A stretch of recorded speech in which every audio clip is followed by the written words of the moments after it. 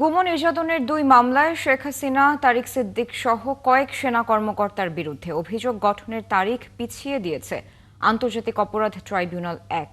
রবিবার এক মামলায় ১৮ ডিসেম্বর আর অপরটিতে একই মাসের ২১ তারিখ নির্ধারণ করা হয়েছে। আসামি পক্ষের দাবি, মামলা দুটির তদন্ত ঠিকমতো হয়নি, যদিও প্রসিকিউশনের দাবি আসামিদের বিরুদ্ধে অপরাধের প্রমাণ রয়েছে। আরও জানাচ্ছেন মাইনুল মারুফ। আয়নাঘর রাষ্ট্রীয় নিপীড়নের এক ভয়ঙ্কর প্রতীক। অভিযোগ আছে, ক্ষমতা টিকিয়ে রাখতে রাজনৈতিক বিরোধীদের গুম ও নির্যাতনের জন্য কাজ করত শেখ হাসিনা আমলের ডিজিএফআই ও র্যাবের বিভিন্ন গোপন সেল। এরকম দুটি মামলার একটা ছিল শেখ হাসিনা আমলের ডিজিএফআই এর জয়েন্ট ইন্টারোগেশন সেল জেআইসিতে গুম ও নির্যাতনের অভিযোগ নিয়ে করা। এতে ট্রাইব্যুনালে হাজির করা হয় ৩ সেনা কর্মকর্তাকে। এছাড়া এই মামলার অন্যতম আসামি শেখ হাসিনা ও তার উপদেষ্টা তারিক সিদ্দিক পলাতক রয়েছেন। এই মামলায় অভিযোগ গঠন পিছিয়ে দিয়েছে ট্রাইব্যুনাল। ডিফেন্সের পক্ষ থেকে অর্থাৎ আসামির পক্ষ থেকে অভিযোগ গঠনের উপর শুনানি সমাপ্ত হয়েছে। একই দিন র্যাবের টিএফআই সেলে গুমের আরেক মামলায় শেখ হাসিনা সহ ১৭ জনের বিরুদ্ধে অভিযোগ গঠনের আদেশ ২১ ডিসেম্বর নির্ধারণ করেন আদালত। এই মামলায় আসামিদের অব্যাহতি চেয়ে শুনানি করেন তাদের আইনজীবীরা। যে সময় হিসাবে যেই সময়গুলো উল্লেখ করা হয়েছে, প্রত্যেকটি ডেট এবং সময়ের আগে আনুমানিক শব্দটি ব্যবহার করা হয়েছে।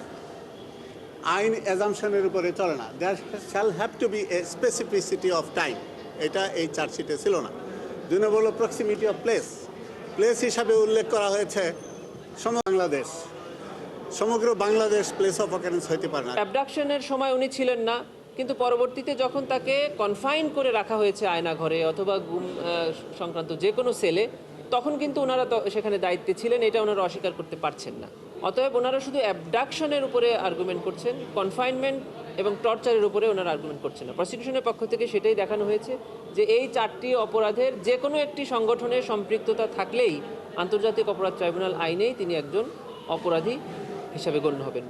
এছাড়া রামপুরায় ২৮ জনকে হত্যা মামলায় সেনা কর্মকর্তা রেদওয়ানুল ইসলাম ও রিফাত বিন আলম এবং ২ পুলিশ কর্মকর্তার বিরুদ্ধে অভিযোগ গঠনের শুনানিও পিছিয়ে ২১ ডিসেম্বর নির্ধারণ করেছেন বিশেষ ট্রাইব্যুনাল।